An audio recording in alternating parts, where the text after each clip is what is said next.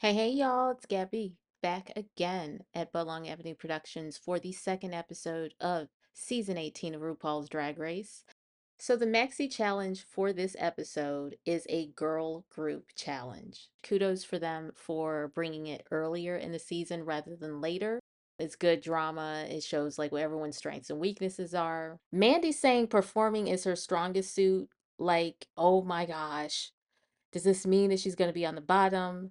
And can we stop with the 30s being old? Like anything under the age of 50 to me is a baby. Just stop with the ageism. Like everyone can't be 20 forever. If you guys think about it, it's really weird when people like overhype your 20s. Like, do you want people to die when they're 29?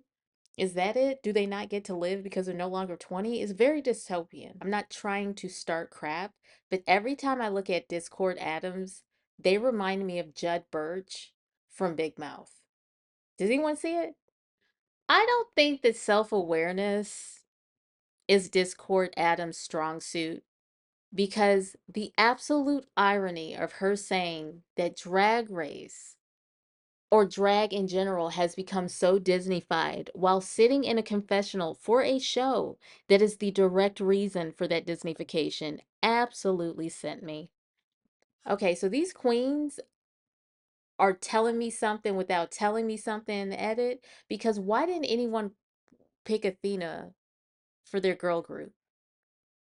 That's like not picking Sasha Colby for a dance challenge.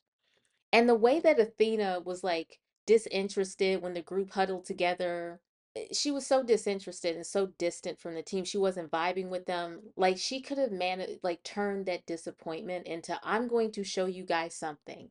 And Athena deserved to be on the bottom too.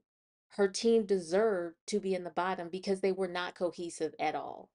And when you know somebody like Athena, who has such a big name in comparison to the other girls, act like she's, above working with people like them, of course it's going to bring everybody else down. And I wonder, I think that should have been hit more. Like, I thought Athena was a queen. Like, she's, seasoned, she's confident, she doesn't let people get to her. Very unmother. Like, Athena is presenting herself as mother, but she's showing us everything but that.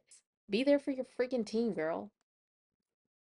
Vita didn't want Athena to have disco, but then Athena didn't want Vita to have punk. I like it was just such a pissing contest. And to come to find out, Vita wanted punk the whole time. She wasn't worried about disco. She just wanted to fight with Athena, girl. I think because Vita is giving these producers what they want, she's gonna be in the competition for a very, very long time. It's gonna be hard to get rid of Vita. Okay, so now we are finally at the Maxi Challenge, which is the girl group. We've got disco, we've got pop, and we've got punk. So first up is the disco group. Out the gate, I'm going to say it was extremely apparent within the first 5 seconds of that track starting that Team Disco was so disconnected. Everyone was doing their own thing. The energy was mismatched. But let me tell you what I don't agree with. What the other two members lacked in energy, Dee Dee and Mango more than made up for, especially Mango. And then they critiqued her and then was like, well, you had way more energy than them and they were so low. That is a stupid critique because any other time you would have told Mandy, don't worry about if they have low energy, that's on them. You show up. So she showed up, and because her runway was kitschy or camp, with her trying to be her grandmother's dining table with a picture of her face, because it wasn't super glamorous and super beautiful and super feminine, you guys docked her. And we need to remember that drag is so much more than what some high budget, corporately produced TV show is. Drag is an art form created by marginalized people, by working class people. It's not what RuPaul and World of Wonder says. That is a small aspect of drag. So I implore not just myself, but other drag enthusiasts that we actually go out into our communities if we can and support drag. That has nothing to do with RuPaul's Drag Race. I'm happy it's here. I'm happy we get to see queer joy every week, but there's so much more to drag than what a RuPaul Charles is telling us on this TV show. And they don't always get it right. Like they didn't get it right with Mango Mandy. So Team Pop, Nene had good rhythm, even though her voice was not at full power. She's still the highlight for me. Mickey and Kenya also stood out to me as well. Miss Vita. Vita was the only one I thought was truly bringing star power to this Maxi challenge. She was the first performance that I was like, oh my God, this is so good. And it's going to be hard to get rid of her. She's everything. She's talented. She gives the producers what they want. She has plot armor, and I expect that we're going to see Vita for a very long time. Also, I hope to see Juicy love Dion more.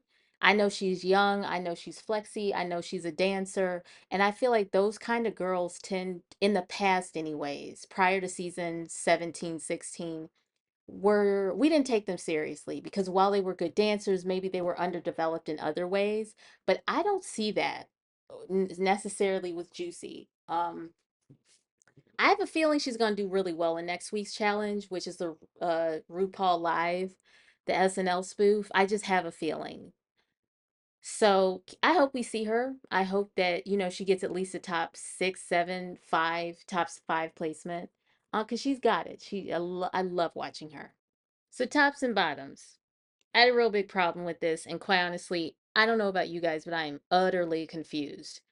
While I do not doubt the fact that Jane Don't is incredibly beautiful and talented, I don't understand her top placements. I don't. Can somebody who sees it better than I do explain that to me?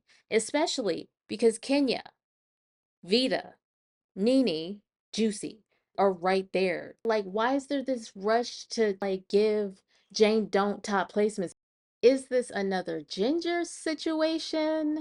Mandy Mango did not deserve to be in the bottom two. The fact that she had energy and was actually entertaining and fun means that she should have been safe. I don't know what kind of games y'all are playing. I don't know why there's this hard on to get rid of Miss Mango, but I'm just going to tell you my theory. Drag Race does not appreciate queens that do not have the financial and social wherewithal to do drag full time. The moment that Mandy Mango told Rue and the rest of those judges that she is a nurse and she is going to get her master's in nursing, I felt the energy leave the fucking room. Because if it's one thing Rue doesn't understand is that you can be an artist and work a day job. Okay. This is not 40 years ago when he started out, where like you could live in a $200 rat infested apartment and be an artist and still like eat and be okay. Everything is exponentially more expensive, and people just don't feel like gambling with their financial life. And I can't say I blame them, nor does it make them less of an artist. So in place of Mandy being in the bottom two, it should have been Athena. It was her stank attitude that contributed to the lack of cohesion in her group. And honestly, for someone who's so accomplished, she wasn't really given what needed to be gave in that Maxi Challenge performance. I said what I said. For the final lip sync, Didi Fuego versus Mandy Mango. Now, Didi, way more composed, classy, elegant, Mandy had trouble getting off that garment, and I thought it was going to honestly be held against her because, like I said, there seems to be this energy of early out around Mandy Mango, and the judge is not really seeing it for her for whatever reason. But I was glad that she stayed because she was, again, giving it her all, and she shouldn't have been vilified a second time for giving energy where it was appropriately supposed to occur. So, anyways, I'm going to miss Dee Dee. I like that, we're getting to know these girls, and like even it's just two episodes in, I still feel like it's gonna suck not to see her, but maybe because she's from Monterrey, she can do Mexico versus the world. That would be fun to see. Those are my thoughts on this episode. Let me know what you think in the comments below, and I will talk to y'all later. Bye.